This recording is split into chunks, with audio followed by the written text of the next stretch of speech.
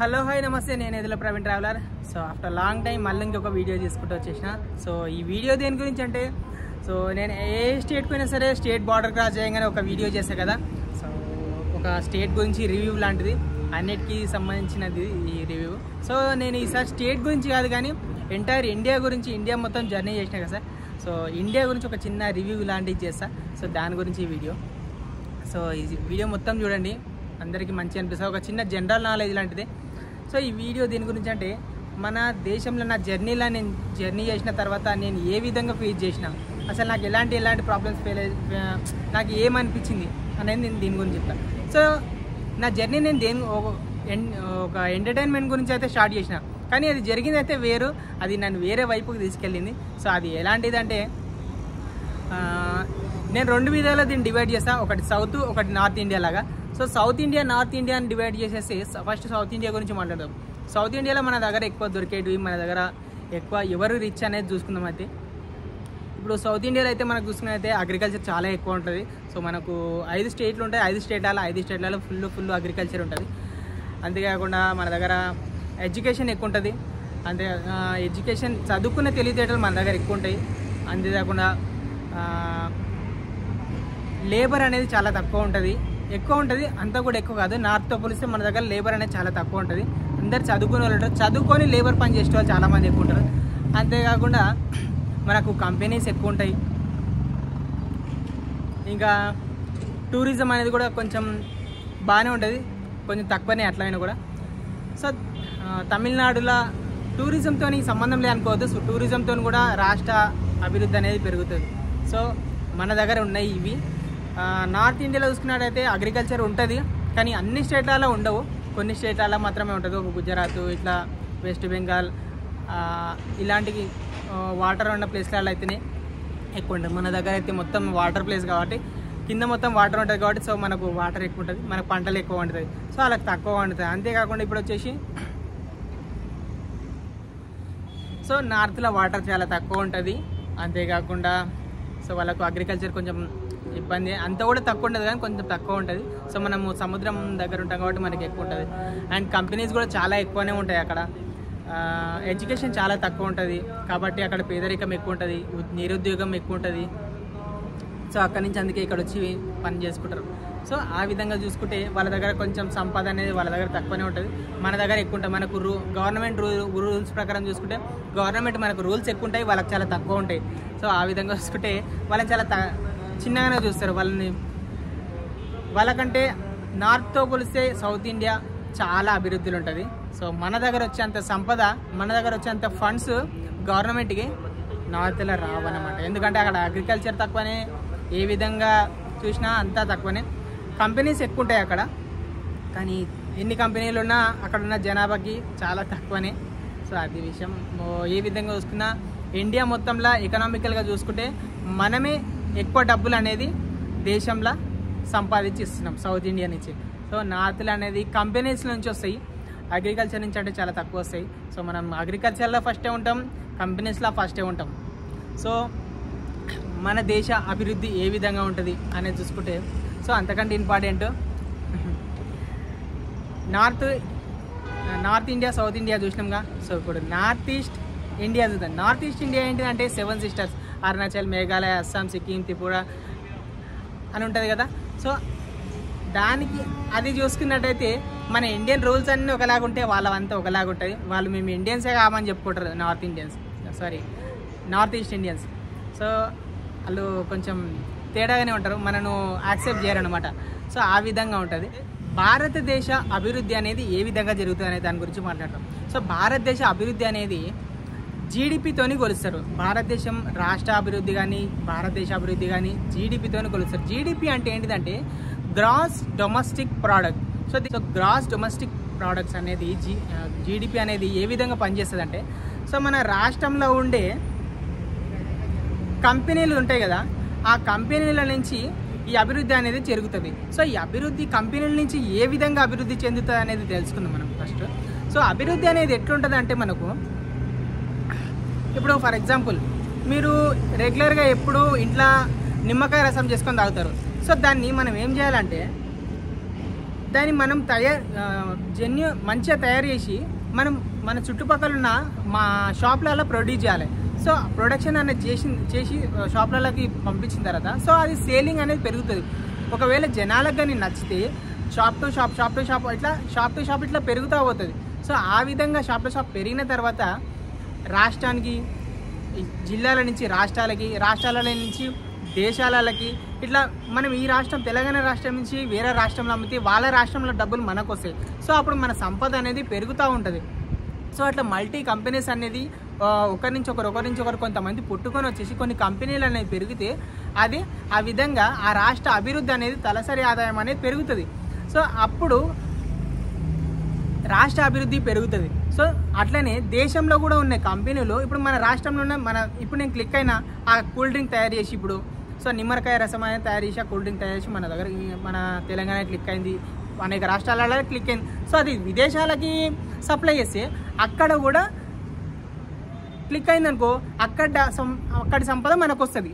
So ఆ విధంగా తలసరి ఆదాయం అనేది పనికి వస్తుంది. సో తలసరి ఆదాయంతో సామాన్యుడైన మనకే ఉపయోగం అని అంటే సో మన దేశం అభివృద్ధి చెందిందంటే మనకు ఉపయోగం, మనకు ఉద్యోగాలు పెరుగుతాయి, కంపెనీస్ పెరుగుతాయి.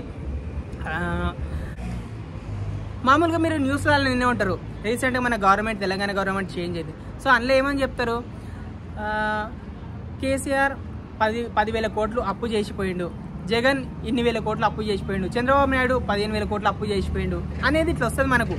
సో యాక్చువల్లీ ఈ అప్పు ఏ విధంగా ఇస్తారు, ఇంత అప్పు ఏం చూసుకొని ఇస్తారు అనే దాని గురించి మాట్లాడుకుంటే ఇప్పుడు మనము బ్యాంక్ పోయి మనకు లోన్ తీసుకోవాలనుకుంటే వాళ్ళు మన దగ్గర ఏం చూస్తారు, ఫస్ట్ మీ పాన్ కార్డు చూస్తాడు. మీ పాన్ కార్డు చూసి మీకు ఎంత ఉంది, సో ఆ స్కోర్ని బట్టి మీకు ఇంత లోన్ ఇవ్వగలుగుతుంది మా బ్యాంక్ అనేది చెప్తుంది కదా. అట్లనే ఐటీ రిపోర్ట్స్, ఈ ఇన్కమ్ ట్యాక్స్ ఆస్తిపాస్తులు ఎక్కువ ఉన్న వాళ్ళకి ఇన్కమ్ ట్యాక్స్ ఐటీ రిపోర్ట్స్ అవి చూసేసి ఆ విధంగా వాళ్ళకి లోన్ అనేది ఇస్తారు. సో అట్లనే దేశ తలసరి ఆదాయాన్ని లెక్కలకు తీసుకొని రాష్ట్ర జీడిపిని అనేది లెక్కలకు తీసుకొని రాష్ట్రాలకు వరల్డ్ బ్యాంక్ ఉంటుంది. సో దీన్ని వరల్డ్ బ్యాంక్ అనేది జీడిపిని అనలైజ్ చేస్తుంది. సో వీళ్ళకి ఈ రాష్ట్రానికి ఎంత అప్పు ఇవ్వచ్చు మనము అని ఆ విధంగా అప్పు తీసి ఇంత ఇవ్వగలుగుతాం, మీ జీడిపి ఉంది, మీ దగ్గర నుంచి ఇంత ఆదాయం వస్తుంది మీ రాష్ట్రంలో, కాబట్టి మీకు ఇంత అప్పు ఇస్తాము అనేది ఆ విధంగా జీడిపి మీదకి వెళ్ళి ఇన్ని కోట్ల వరకు ఒక లిమిట్ వరకు ఇవ్వగలుగుతామని ఆ విధంగా ఇస్తారనమాట. సో ఇక్కడ వరకు ఓకే. నెక్స్ట్ దీని గురించి మాట్లాడదాం.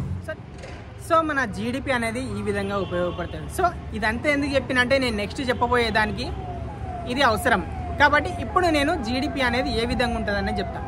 సో మొదట మన అన్ని రాష్ట్రాల నుంచి 28 రాష్ట్రాలలో టాప్ 5లో మాట్లాడదాం. టాప్ 5లో ఎక్కువ ఎవరివి ఏ జీడిపి నెంబర్ 1లో ఉన్నదనేది చూస్తున్నాం. సో ఇప్పుడు మనం చూసుకున్నట్లయితే మహారాష్ట్ర, నేను నిజంగా చూసిన మహారాష్ట్రలో బిజినెస్కి నెంబర్ 1 అది.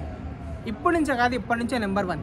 ఎందుకంటే మహారాష్ట్రలో పూణే మొత్తం కంపెనీలో ఉంటాయి, అది అందరికీ తెలుసు. కంపెనీలు పూణే మొత్తం కంపెనీ.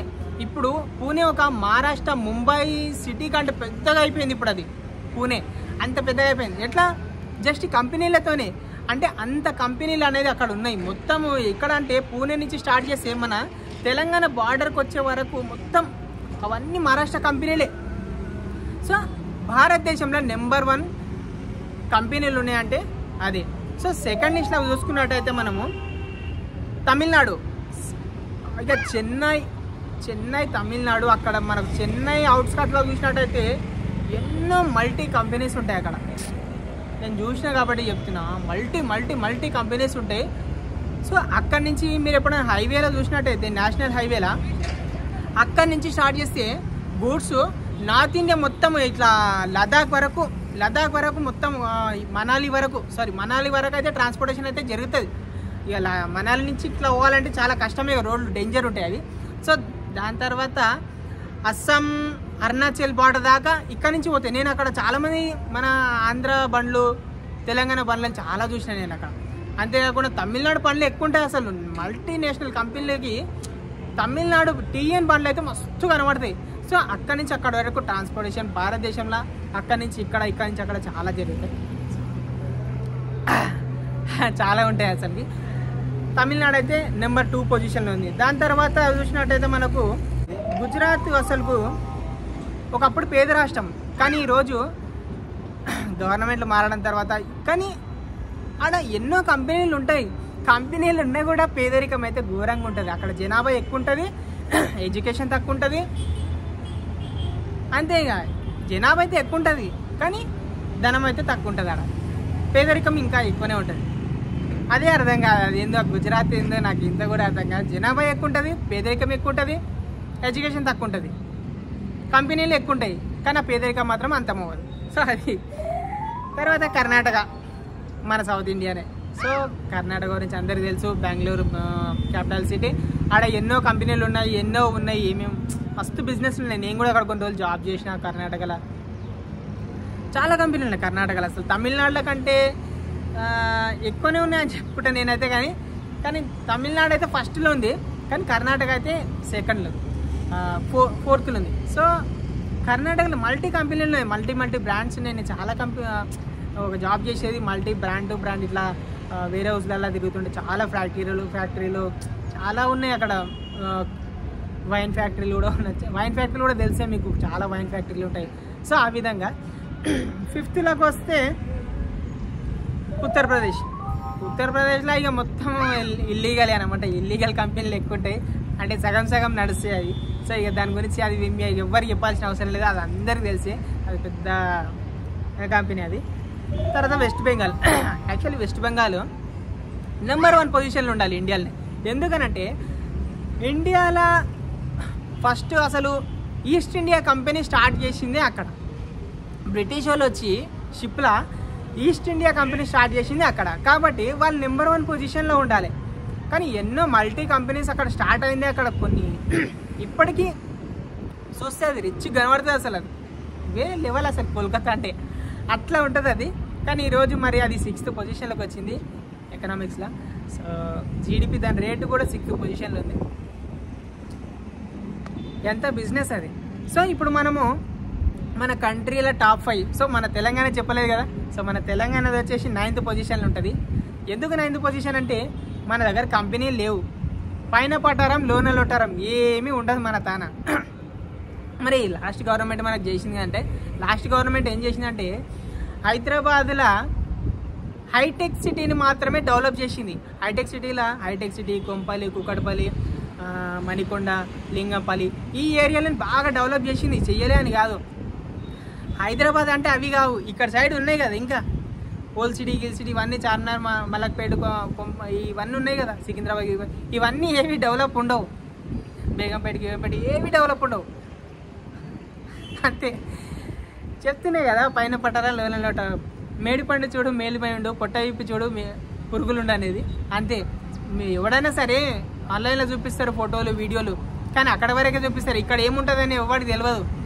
ఓల్డ్ సిటీ అసలు ఎట్లుంటుంది అంటే, ఓల్డ్ సిటీని ఇన్ని సంవత్సరాలు ఎవడు పట్టించుకోలేదు. ఒకడు ఇంటి ముందర ఊడాడు, అసలు ఎవడు పట్టించుకొని కూడా పట్టించుకోడు. ఆడ ఊడిసిండా, ఆడ ఉన్నదా, అది లేదా, అసలు పట్టించుకునే నాదేడో ఉంటాడు అనమాట. కాబట్టి ఇది ఇట్లుంటుంది. కాబట్టి ఇక్కడ ఎలక్షన్లో కూడా ఓట్లు ఎవరికి ఇయ్యడు. వీళ్ళు ఏమైనా చేస్తేనే వాళ్ళు ఏమైనా చేస్తారు. సో వీళ్ళు చెయ్యరు, వాళ్ళు ఓట్లు వేయరు, అంతే. సో ఇప్పుడు మొత్తం మాట్లాడుకున్నాం కదా. సో ఆంధ్రప్రదేశ్ ఇంకా వెనకలనే ఉంటుంది, ఇంకా వెనకలనే 12 13 ఉంది. సో దాని గురించి వద్దు మనకు. సో మన స్టేట్ల జీడిపి గురించి మనం మాట్లాడుకున్నాం. సో ఇప్పుడు మనము కంట్రీ జీడిపి అనేది ఎట్లుంటుంది, సో మన కంట్రీ జీడిపి ఎంత, విదేశాల జీడిపి ఎంత, సో ఇంటర్నేషనల్ అసలు అందరికంటే టాప్లో ఉన్నది ఎవరు అనే దాని గురించి డిస్కస్ చేద్దాం. సో ఇప్పుడు ఇంటర్నేషనల్ జీడిపిలో నెంబర్ 1 పొజిషన్లో ఉండేది అందరికీ తెలుసు, ఎకనామిక్లో ముందలు ఉండేది, అందుకే అది రిచ్ కంట్రీ. అది అందరికీ తెలుసు. అది ఏ కంట్రీ? USA, America.